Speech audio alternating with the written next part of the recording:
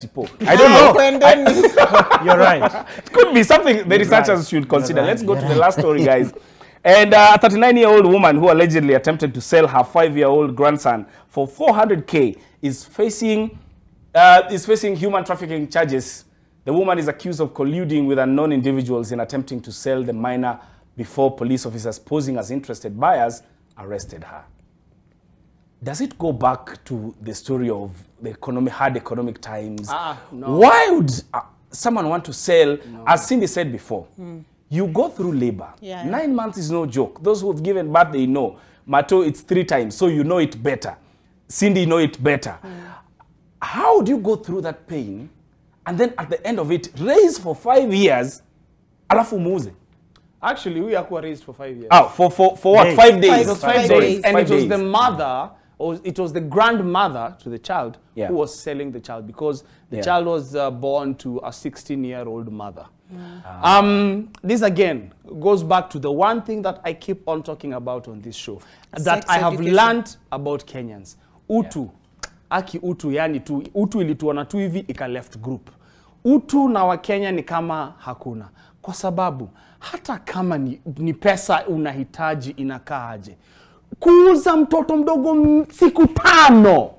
Hata angalonge mwacha anyonye kidogo, akisi ati kuekue ndio auzike vizuri, ni kama ni kuku inalishwa, ikuwe imenona, auzike bei ikiwa juu. What I wanted to You're deviating from the intention of my story.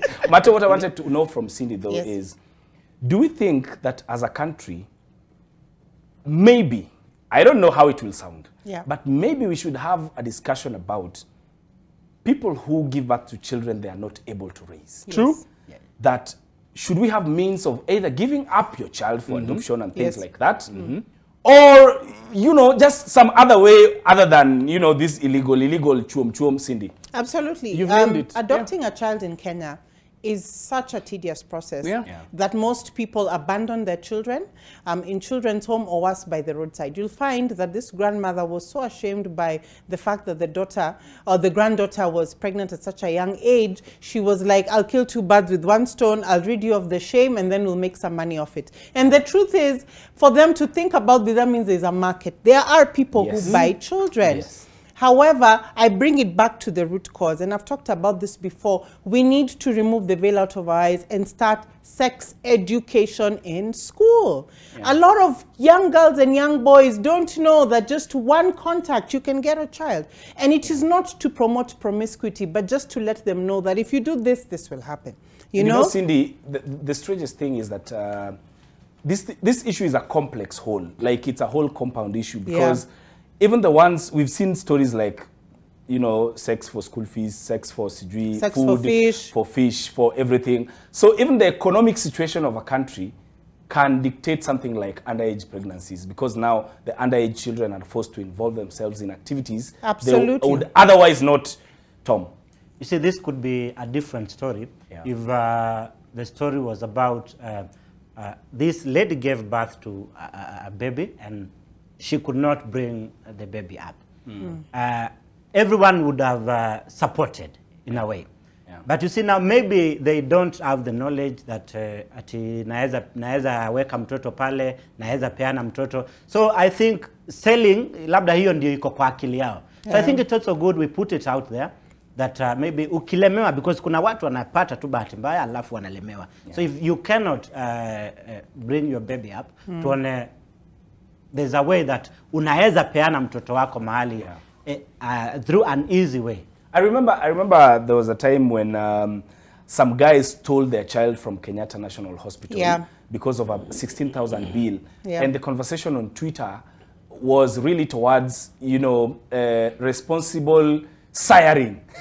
Because the guys were talking about, you had 9 months, things like that, and we as men on the panel can tell you, you can never be ready. Hata kama ukue unafanya kazi gani, when you're told we are expecting 9 months can never be sufficient to be prepared. But do we need to have that conversation as a country? We do.